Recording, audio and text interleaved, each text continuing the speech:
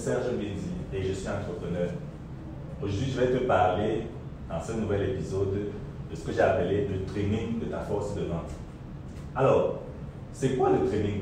Bon, d'abord, une force de vente, c'est un ensemble de personnes, ça peut même être une personne, qui sont dédiées à la vente, c'est-à-dire qui sont assis et leur travail, c'est de vendre ton produit, ton service. C'est tout leur travail. Et ce que je t'ai dit au départ de cette saison, c'est que peu importe ce que tu fais comme entreprise, que tu viennes de commencer, que tu sois jeune, que tu sois start-upper, que tu fasses même du e-commerce, que tu fasses des applications, que tu sois une grande entreprise, tu dois avoir une force de vente. Une force de vente, avec un ensemble de personnes qui sont assises et qui travaillent pour toi, pour vendre ton produit, ton service.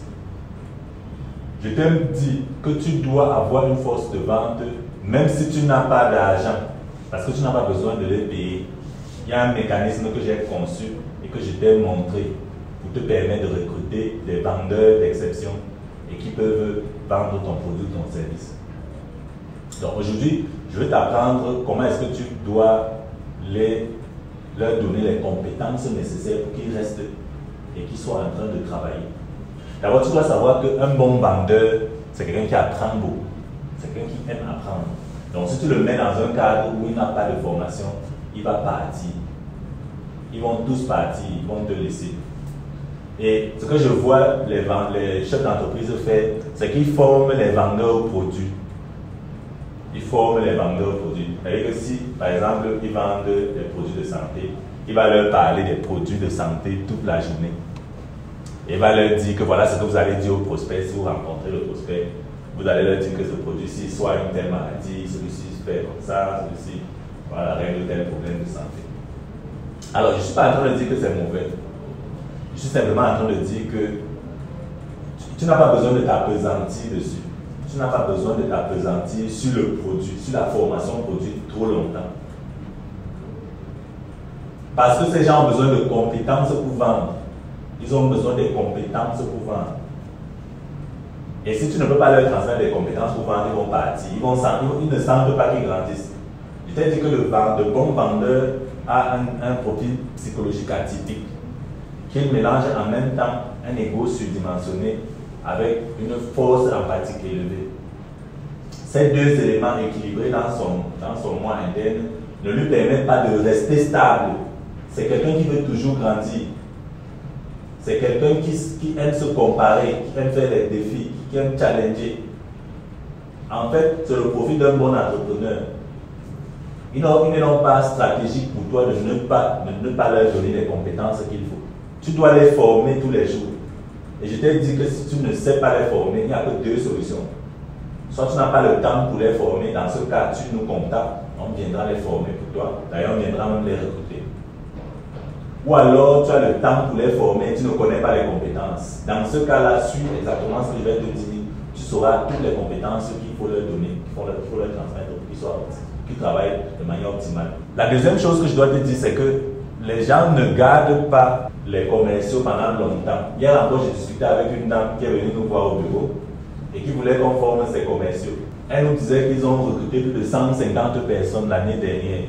Et toutes les 150 personnes sont parties. 150 commerciaux partis en un an. Je sais que tu connais, tu as déjà eu à avoir ce type d'expérience. Si tu as déjà eu à avoir ce type d'expérience, tu dois savoir que la cause fondamentale de ce départ prématuré, c'est soit le manque de système d'attraction clientèle, ce que je t'ai déjà donné à l'épisode précédent. Si tu n'as pas vu l'épisode, je te recommande d'aller regarder l'épisode. Ou alors le manque de training. Parce que les gars peuvent même avoir des prospects et n'arrivent pas à convertir. Et ils vont se rabattre vers toi. Mais patron, on fait comment? On a les prospects, mais on ne sait pas comment les convertir. Sauf que toi, tu as recruté des vendeurs et tu veux des résultats. Ce que les entrepreneurs vont faire, c'est qu'ils vont les regarder et vont dire, mais je dis, c'est toi qui dois me faire, c'est toi qui dois vendre, c'est ton travail. Comment tu veux que je t'apprenne à vendre? Et ça, c'est très mal pensé. C'est très mal pensé. Tu dois payer. S'il faut payer, tu dois payer. Tu dois payer de ton temps pour leur apprendre à vendre. Voilà. Donc il y a d'autres qui vont me dire, mais Serge, une fois que je vais donc payer et que je vais leur apprendre à vendre, et s'ils partent, je vais faire comment? Moi, je te retourne la question. Une fois que tu ne vas pas les payer pour qu'ils apprennent, et ils seront incompétents. Si le reste de toi, tu vas faire quoi? Si le reste de toi, tu vas faire quoi? Donc il vaut mieux prendre le temps de leur apprendre 2-3 trucs, de manière à ce qu'ils soient performants et qu'ils puissent te produire du résultat, même si pas d'après. Ce sont les aléas du métier. Voilà, donc aujourd'hui nous allons parler du training. D'abord j'ai défini le training. Je te dis le training, c'est l'ensemble des compétences mises sur le bon format que tu dois apprendre à tes vendeurs pour qu'ils soient performants. L'ensemble des compétences mises sur le bon format que tu dois apprendre à tes vendeurs pour qu'ils soient performants. C'est ça que j'appelle le training. Le coaching est continu. La différence entre le training et le coaching, c'est que le training est ponctuel et le coaching est continu. C'est-à-dire que le coaching, c'est voilà, tu te trouves en train de manipuler un prospect là, il est en train de dire des choses qui ne sont pas intéressantes, voilà, tu peux le prendre en arabe. Tu dis non. Ici, je t'ai dit qu'à l'étape 6, quand tu lui dis telle chose, quand il répond comme ça, c'est ce que tu voilà, ce que tu dois lui dire. Pourquoi tu ne prends pas le rapport avec lui? Pourquoi tu ne présentes pas cette étape-ci comme ça? Pourquoi tu ne montres pas le produit de cette manière? Voilà le produit, tu montres plutôt les composantes du produit, mais tu ne parles pas des bénéfices que le client aura. Je t'ai dit qu'à l'étape 6, voilà ce que tu dois faire. Donc c'est ça le coaching. Le coaching est continu. Et tu fais ça comme si tu cultivais un jardin avec amour. Tu fais ça comme si tu cultivais un jardin avec amour. Tu apprends, tu enseignes, tu enseignes et tu enseignes. C'est ça le training. Donc si tu n'as pas le temps de faire ça, c'est notre travail, tu nous contactes. On vient faire ça pour toi. Mais tu dois faire ça, ça doit être fait. Si ce n'est pas fait, ta force de vente ne vaut rien. Il vaut mieux laisser. Il vaut mieux laisser. Voilà. Donc, c'est ça la définition. Maintenant, pourquoi? Je t'ai aussi expliqué pourquoi tu dois faire le training. Tu dois faire le training pour capter au maximum tes vendeurs, pour les garder au maximum. Parce que le taux d'attrition des équipes commerciales est extrêmement élevé. Partout dans le monde, ce n'est pas simplement un problème africain. C'est-à-dire le nombre de commerciaux qui partent après être recrutés est extrêmement élevé. Surtout quand ils travaillent sur commission. Ils partent tout le temps parce que vous n'avez pas créé un environnement qui peut les garder. Même les plus compétents partent. C'est de votre faute. C'est de votre faute, pas de la faute au commercial. Donc, une fois que tu connais ce qu'on appelle le training, et une fois que tu sais pourquoi tu dois faire le training, l'idée c'est comment est-ce que tu dois faire le training. Voilà. Donc, je t'explique comment est-ce que tu dois faire le training. Alors, le training prend plusieurs formes. Et je vais aller dans chaque élément du training pour te donner les formes que le training peut prendre. Voilà. Pour faire du training, tu peux faire des séminaires.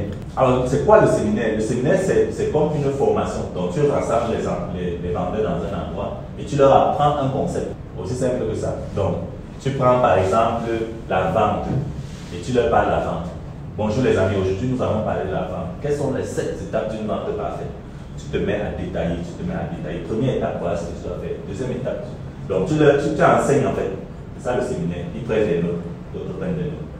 Certains peuvent poser des questions. Donc, ce format est beaucoup plus utilisé dans les grandes forces de vente. C'est-à-dire que si tu as des forces de vente de plus de 100 personnes, 150 personnes, 200 personnes, tu dois faire des séminaires régulièrement. Alors, le séminaire a pour inconvénient que les gens qui apprennent quelque chose dans un séminaire ne mettent pas ça forcément en pratique. Et ça, c'est problématique. Parce que dans le cadre de ton entreprise, tu as besoin des gens qui mettent directement en pratique ce que tu veux qu'ils mettent en pratique et ce qui produit des résultats. C'est pour ça qu'il y a un autre modèle qu'on appelle les ateliers. Alors, les ateliers sont intéressants parce que les ateliers permettent d'implémenter la chose que tu es en train de leur enseigner en petits groupes. Donc les ateliers fonctionnent bien dans les forces de vente d'une personne, deux personnes, disons de moins de 10 personnes. Et s'il y a plusieurs personnes, tu peux les répartir en groupe, faire des ateliers. Donc, prenons l'exemple des systèmes d'attraction clientèle. Tu peux faire des ateliers système d'attraction clientèle à ta force de vente. Tu dis alors aujourd'hui, je vais vous apprendre comment est-ce que vous faites pour prospecter sur LinkedIn. Allez, tout le monde, on ouvre LinkedIn. Voilà, on est dans un atelier. Donc, chacun est dans LinkedIn. Voilà. Voilà, on envoie les demandes, vous envoyez les demandes, tout le monde voit comment on envoie les demandes. Alors les gens commencent à répondre même directement. Voilà comment est-ce qu'on crée une base de données client. Tu leur montres comment est-ce qu'on crée une base de données client. Voilà, ici on copie, on met le nom, on copie, on met le... Voilà, tu montres tous les éléments. Donc l'atelier est beaucoup plus pratique. Le séminaire est théorique, en fait c'est de l'enseignement. C'est important aussi, c'est important. Mais ça ne permet pas de résoudre certains problèmes. L'avantage, c'est que tu peux parler à tout un groupe de personnes en même temps. L'inconvénient, c'est qu'ils n'appliquent pas. Ici, tu as besoin de les séparer en groupes et tu as besoin de passer de groupe en groupe pour voir comment chacun fait les exercices. Voilà. Mais maintenant, le problème de l'atelier, c'est que l'atelier se fait en un jour maximum. Et quand je parle d'un jour, c'est quelques heures en fait. Donc, vous allez peut-être prendre 1 heure d'atelier, ou alors vous allez prendre 2 heures d'atelier, et puis c'est fini. C'est pour ça qu'il y a un autre format que nous appelons chez nous les classes d'implémentation. Alors, les classes d'implémentation sont extrêmement importantes en ce que tu vas parcourir une longue période avec l'impétrant, donc avec le vendeur, et tu vas lui montrer comment est-ce qu'il développe une certaine compétence de manière pratique en atelier. Donc, les classes d'implémentation sont des ateliers continus. Par exemple, nous faisons des classes d'implémentation chez nous de 3 mois, où nous prenons un vendeur lambda et nous le transformons en guéri en 3 mois, avec des exercices pratiques en environnement réel. En environnement réel, c'est très important. Parce que si vous faites seulement les simulations, voilà, c'est pas pertinent. Or, en atelier, vous pouvez faire des simulations. Vous pouvez faire des simulations en atelier. Donc, les classes d'implémentation fonctionnent en environnement réel. Les classes d'implémentation sont beaucoup plus longues en termes de temps. Ça veut dire que tu gères un programme d'implémentation d'une compétence avec ta force de vente sur une longue période.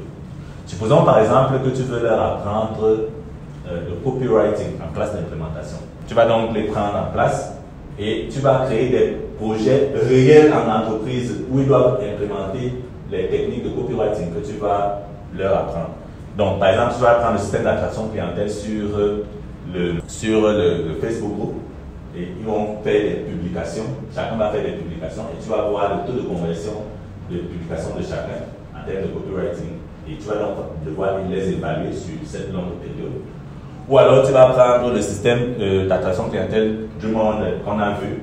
Dans le système d'attraction clientèle Dream100, il y en a qui vont écrire les lettres que tu dois envoyer aux entreprises. Ces lettres, cette écriture aussi, c'est du copywriting. Et là, tu vas donc évaluer la compétence au copywriting sur le niveau de conversion de ces lettres-là. Il y a des lettres qui vont convertir plus, il y en a qui vont convertir moins. Et tu sauras que chacun est en train d'appliquer la compétence que tu veux lui apprendre. Voilà, donc retiens tout simplement que les classes d'implémentation se font, c'est des ateliers beaucoup plus longs, se font sur 2 mois, 3 mois. Voilà, ensuite, tu as ce que j'appelle la chaise chaude, le hot seat. On appelle ça, les anglo-saxons appellent ça hot seat.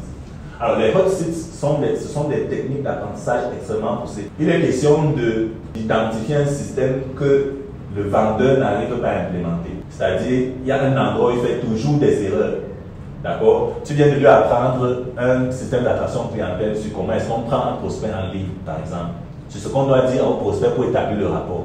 Mais chaque fois que tu coaches le vendeur, tu te rends compte que lui dit ce qui lui passe par la tête. Et il est en train de te perdre de l'argent, puisque tu perds du temps et de l'argent pour avoir ses prospects.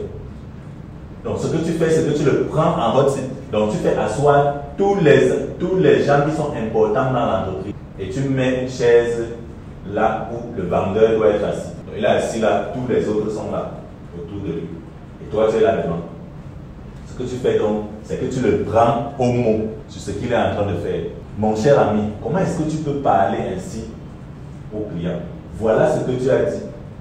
Qu'est-ce que j'avais dit qu'on doit dire? Et il répète devant toi ce que tu avais dit qu'on doit dire. C'est pour ça qu'on appelle ça une chaise chaude, en fait, parce que tu le mets dans les faits, devant les faits et devant tout le monde.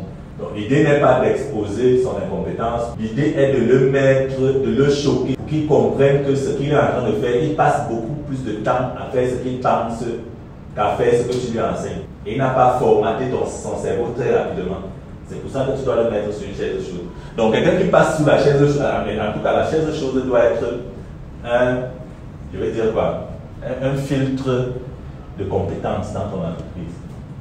Donc, quand tu vois un vendeur qui ne se comporte pas bien avec les clients, quand tu vois un vendeur qui n'arrive pas à convertir les clients dans une étape de la vente, quand tu vois un vendeur qui répète la même erreur tout le temps, parce qu'il y a des vendeurs comme ça, il est tellement formaté dans ce qu'il a appris sur le système de vente ou alors sur comment vendre quelque chose à quelqu'un, qui n'arrive pas à implémenter quelque chose que tu as enseigné, soit dans le séminaire, soit dans les ateliers. Il est important qu'ils implémentent ça. Si tu passes le temps à enseigner quelque chose à quelqu'un, il est important qu'ils implémentent ça. Et lorsqu'ils vont passer le temps à implémenter ce qu'ils leur passent par la tête, tu vas continuer à perdre des clients et des prospects.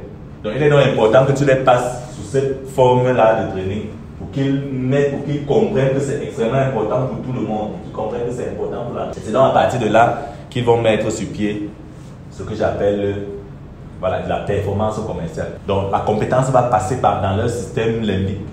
Elle va être gravée dans leur cerveau.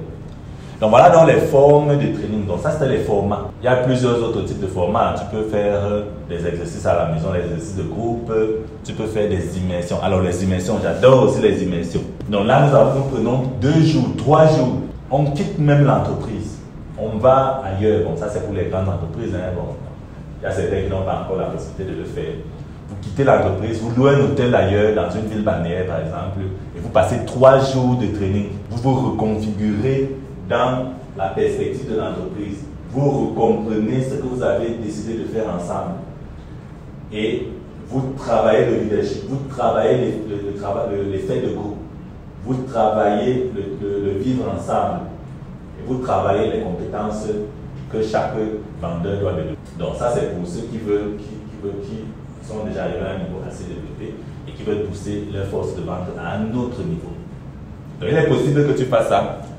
Il est possible que tu t'organises à faire ça, même si tu as un seul vendeur. Attention, quand tu conçois ton entreprise, tu dois penser ton entreprise comme une grande entreprise, même si tu viens de commencer. Ce que je dis là est extrêmement important. Je vois les gens, tu ne dois pas traiter ton entreprise comme de la merde parce que tu viens de commencer. C'est pour ça que je dis que même quand tu viens de commencer, tu dois avoir une force de vente. Tu dois avoir une force de vente.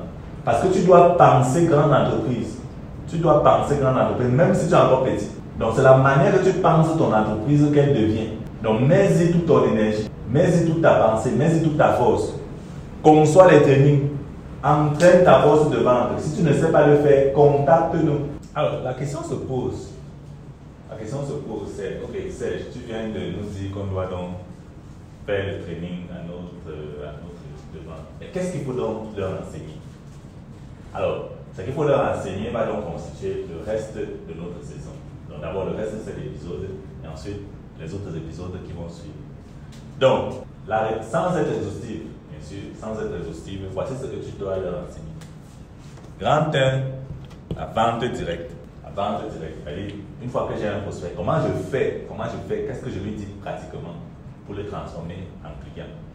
Une fois que j'ai un prospect, qu'est-ce que je lui dis pratiquement pour le transformer en client? Grand 2, la gestion clientèle. Une fois que j'ai un client qui a acheté vers moi, comment est-ce que je le gère de manière à ce qu'il continue à acheter vers moi? Je veux dire, comment est-ce que je le gère pour qu'il continue à acheter ce que nous vendons? Comment est-ce que je fais pour qu'il achète d'autres choses? Qu'il achète des choses plus chères, des choses moins chères? Gestion clientèle. Troisième chose, la négociation. Tu dois leur enseigner la négociation.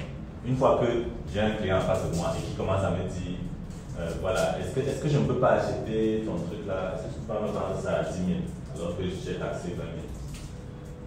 Comment est-ce que je fais? Donc, je vais aussi apprendre à faire ça.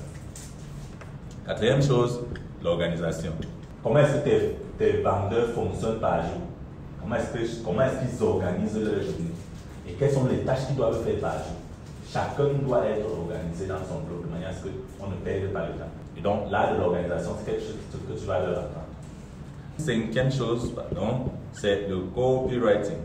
Voilà. Comment est-ce que je fais pour écrire les choses qui permettent d'attirer les clients ou alors les choses qui permettent de vendre directement? Comment est-ce que je fais pour écrire les pages de vente? Comment est-ce que je fais pour écrire les lettres d'attraction clientèle? Comment est-ce que je fais pour écrire les publications qui ramènent les prospects? Voilà, il y a d'autres compétences, sans être exhaustif. Voilà ce que nous allons constituer le reste de notre saison à développer. Donc, moi, je vais prendre ces compétences-là, je vais en faire une introduction pour toi, parce que c'est une introduction. Parce que chaque compétence ici, en fait, va constituer toute une saison. Voilà, j'espère que tu comprends pourquoi. Mais ici, je suis obligé de te faire une introduction à chacune de ces compétences. Voilà, donc je m'en vais directement comme ça, te parler de la vente directe. Donc, nous allons travailler pour cet épisode-ci jusqu'à la fin de la vente directe. Le reste des épisodes seront consacrés aux autres compétences. Donc, c'est une introduction à la vente directe. Alors, la première chose que tu dois savoir sur la vente directe, c'est que J'ai déjà dit ça quand je commençais la saison. On ne vend qu'à un prospect. On ne vend qu'à un prospect. On ne vend qu'à quelqu'un qui est intéressé par ce qu'on a à offrir. Tu ne sors pas pour proposer des choses à vendre à n'importe qui. C'est pour ça que tu dois avoir un système d'attraction clientèle. Donc, qui ramène vers toi donc des prospects. C'est pour ça que je t'ai appris tous les systèmes d'attraction clientèle que je t'ai appris. Ces systèmes d'attraction clientèle permettent de faire venir vers toi des prospects. Voilà. Si on est d'accord, on ne vend qu'à quelqu'un qui est intéressé par ce qu'on a à proposer. Or, on peut créer l'intérêt. On peut créer l'intérêt. C'est-à-dire, le système d'attraction clientèle crée même l'intérêt chez celui qui n'avait pas. Ça, c'est possible. Donc, dans ce qu'on appelle la vente directe, je vais t'enseigner ce qu'on appelle les 7 étapes d'une vente parfaite pour le reste de l'épisode. Et la suite de la saison sera consacrée aux autres compétences que nous allons développer plus tard. Ce sera des introductions en fait. Même dans ces 7 étapes, je vais te brosser simplement les étapes. On ne va pas entrer en détail parce que nous allons consacrer toute une saison pour ça. Donc, comment est-ce que tu fais pour vendre quelque chose à un prospect? Donc, un prospect vient vers toi, il vient vers toi, il est intéressé par ce que tu as offert. Tu as par exemple des stylos, tu vends des stylos, il vient vers toi, monsieur, je suis intéressé par votre stylo. La question c'est qu'est-ce que tu fais? Donc, ce que je viens de te dire maintenant, c'est ça que tu dois apprendre à ta force de vente. Donc, c'est cette compétence que tu dois apprendre à ta force de vente. Pourquoi tu peux appliquer toi-même? Donc, étape numéro 1, tu dois créer un rapport avec lui. Alors, un rapport, c'est quoi? C'est une sorte d'amitié, une sorte d'entente, une sorte de feeling, comme tu appelles. C'est-à-dire que si je ne t'ai jamais parlé et que je ne te connais pas, c'est notre rencontre est différente de si on se connaît ou de si on est amis et de si on s'est parlé. Tu vois, c'est ça qu'on appelle un rapport. Maintenant, il y a plusieurs formes de rapports. Il y a les rapports d'amitié, les rapports d'amour, les rapports d'intimité, les rapports de fraternité, les rapports de parentalité et tout autre type de rapport. La question, c'est comment on fait pour créer un rapport avec quelqu'un qu'on ne connaît pas rapidement. Comment est-ce qu'on fait pour créer un rapport rapidement avec quelqu'un qu'on ne connaît pas? Voilà, ce que je vais te demander de faire, c'est de me dire en commentaire ce que tu penses. D'abord, donc tu poses la vidéo, tu me dis en commentaire ce que tu penses, comment est-ce qu'on fait pour créer un rapport et tu vas comparer ça avec ce que je vais te dire. Donc pose la vidéo, tu me dis. Voilà, ce qu'il faut comprendre, c'est qu'un rapport, le rapport en lui-même représente plus de 40% dans la réussite d'une vente. Ça veut dire que si tu n'as pas créé un rapport avec le prospect qui vient vers toi, tu as 40% moins de chances de vendre que celui qui a créé un rapport. Et ce n'est pas à négliger, parce que ce n'est que la première étape. La question c'est comment tu fais pour créer un rapport. Il y a plusieurs techniques. Nous allons aller en détail dans ces techniques lorsque nous allons parler de la saison consacrée à la vente directe. Mais retiens que tu peux faire ce qu'on appelle des éléments, tu peux faire des éléments d'appréciation. Tu peux apprécier la personne directement pour créer un rapport. Ou bien tu peux créer des éléments communs entre toi et la personne. C'est-à-dire que vous pouvez avoir le même nom, ou alors vous pouvez avoir vécu dans une même ville, ou alors vous pouvez avoir fait la même université, ou alors vous pouvez avoir fait la même filière à l'université. Donc tu peux créer des éléments communs avec la personne. Maintenant, il y a un élément très puissant qui permet de créer le rapport très rapidement, c'est ce qu'on appelle l'histoire personnelle, donc le storytelling. Donc tu peux concocter des petites histoires personnelles très rapides, bien faites et bien ficelées, qui te permettent de créer des rapports directs avec les gens. Donc ça, c'est un créateur de rapports extrêmement puissant qui permet de briser n'importe quelle glace entre toi et un inconnu. L'histoire. Donc, nous allons consacrer, justement, tu as bien compris, une saison tout entière à comment est-ce qu'on crée des histoires pertinentes et percutantes qui peuvent te permettre de vendre rapidement. Donc, première étape, je crée le rapport. Deuxième étape, je dois qualifier le prospect. Je dois qualifier le prospect. Ça signifie quoi? Je dois savoir est-ce qu'il a l'argent pour payer? C'est vrai qu'il est déjà intéressé, il vient vers moi. Est-ce qu'il a l'argent pour payer? Est-ce qu'il peut fonctionner avec moi suivant la méthodologie que moi j'utilise dans mon entreprise?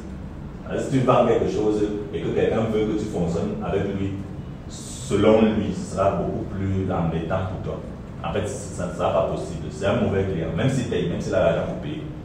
Troisième élément, est-ce qu'il comprend ce que je fais et il accepte que je le fasse de cette manière-là?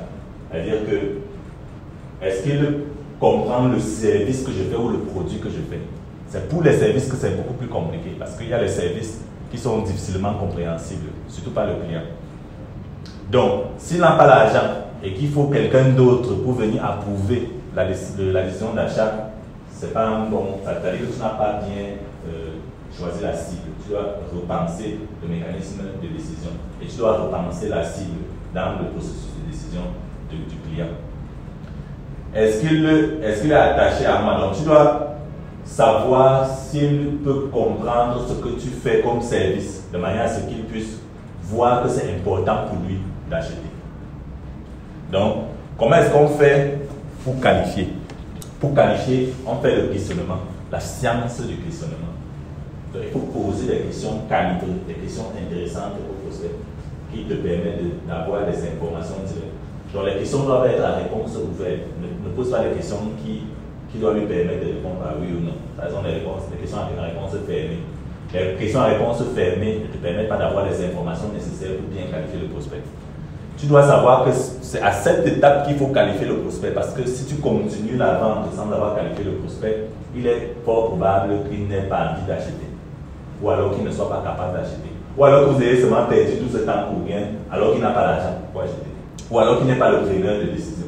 D'accord? Tu dois être au courant de tous ces éléments avant de continuer le débat.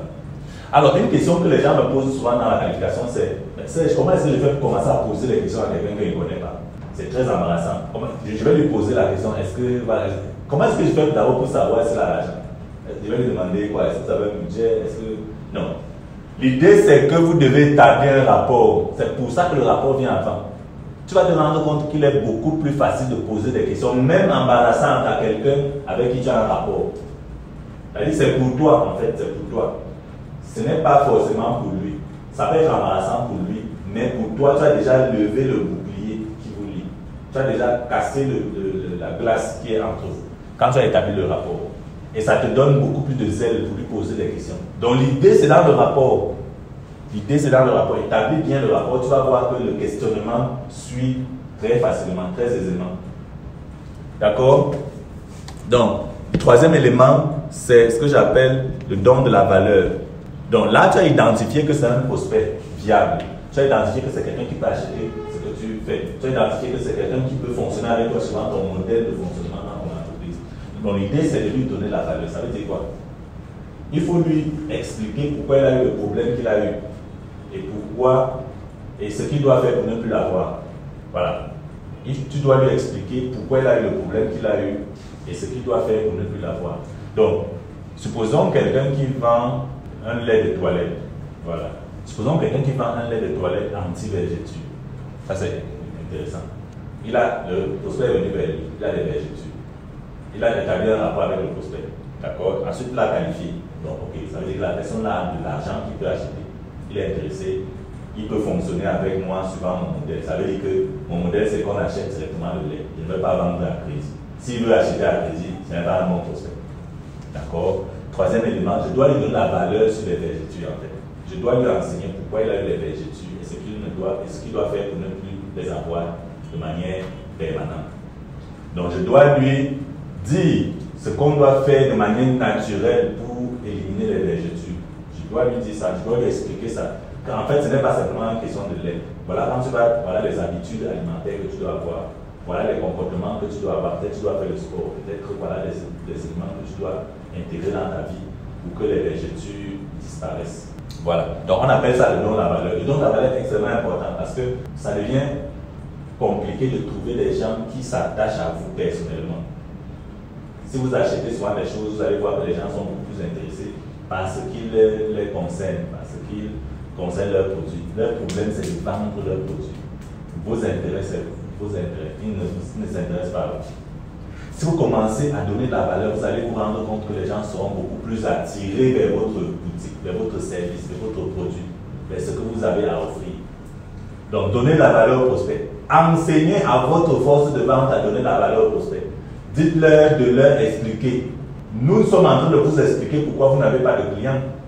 Nous sommes en train de vous expliquer pourquoi votre entreprise ne se développe pas sur le plan commercial. Nous sommes en train de vous expliquer pourquoi vous n'avez pas une performance commerciale souhaitée. Donc nous sommes en train de vous donner de la valeur. Et c'est important. C'est pour ça que vous êtes attaché à ce que nous faisons. D'accord? Donc, toi, tu dois aussi donner de la valeur au prospect. Tu dois donner de la valeur au prospect. Quatrième élément, tu dois créer le désir chez le prospect. Voilà, ça veut dire que tu dois présenter le produit de manière à ce qu'il donne envie au prospect d'acheter. Et comment est-ce qu'on fait ça? Tu dois faire la distinction entre les composantes et les bénéfices. Ce que les gens font, c'est que la plupart du temps, ils présentent les produits avec les composantes. C'est-à-dire, supposons que je vends voilà, la même huile anti-vergeture. D'accord?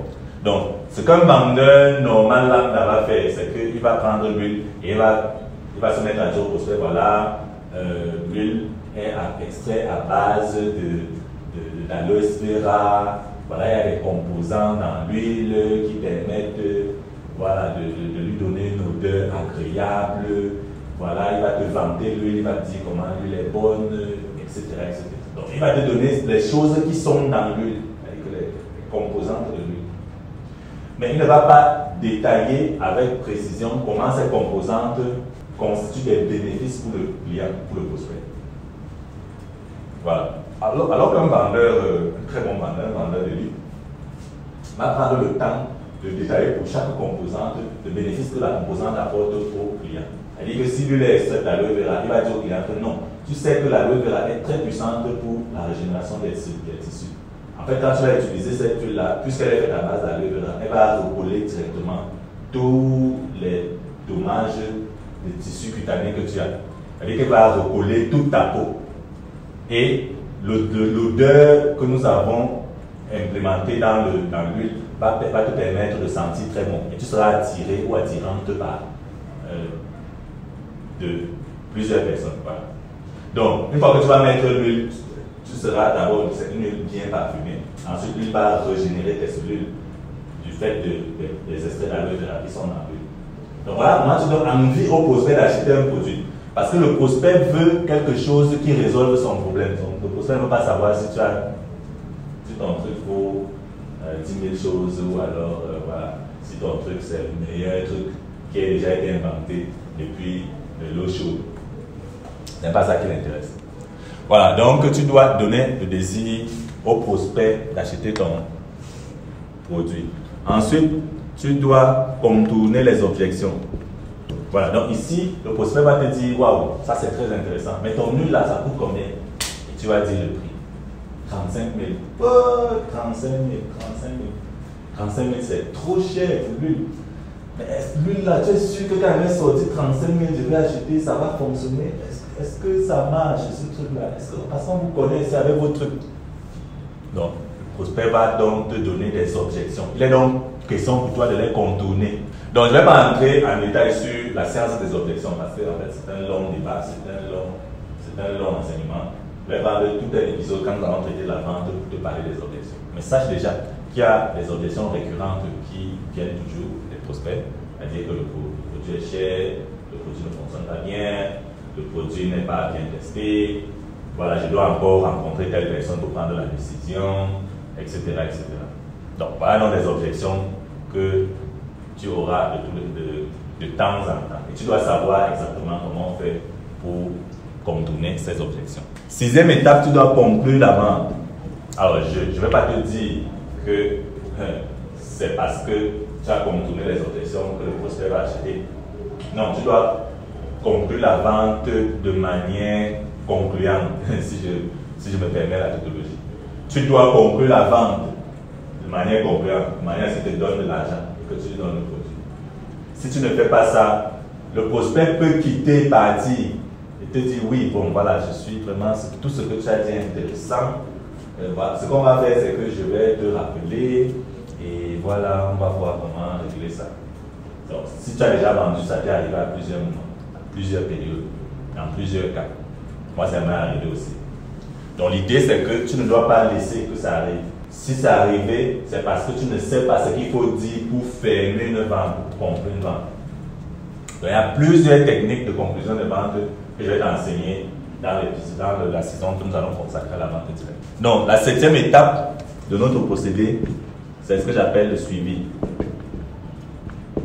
Le suivi clientèle. Alors, Le suivi clientèle est extrêmement important parce que la plupart des gens qui vendent ne gardent pas les clients, ne gardent pas les prospects, ne gardent pas dans leur base de données ceux qui n'ont pas acheté.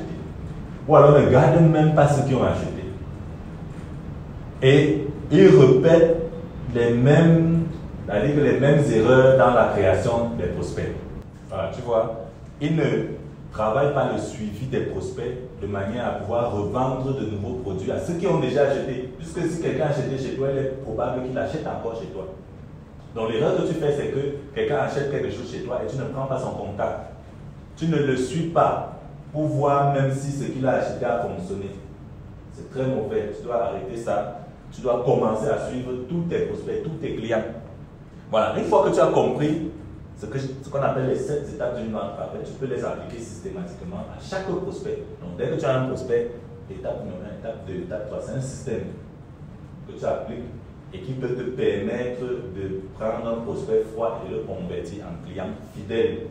Voilà, j'espère que tu as bien compris ce que j'ai appelé vente directe. Donc la vente directe, c'est la capacité de transformer un prospect en client. Un prospect, c'est quelqu'un qui est intéressé par ce que tu vends. Et un client, c'est quelqu'un qui a acheté ce que tu vends. Donc il a sorti de l'argent, il est devenu un client. Donc l'idée, c'est qu'à ce niveau, que je puisse fermer l'épisode et que je puisse te dire merci de nous avoir suivis, merci de liker, merci de commenter, merci de me dire en commentaire ce que tu penses de ce que nous faisons, merci de partager. Et je m'appelle Serge Benzi et je te donne rendez-vous au sommet.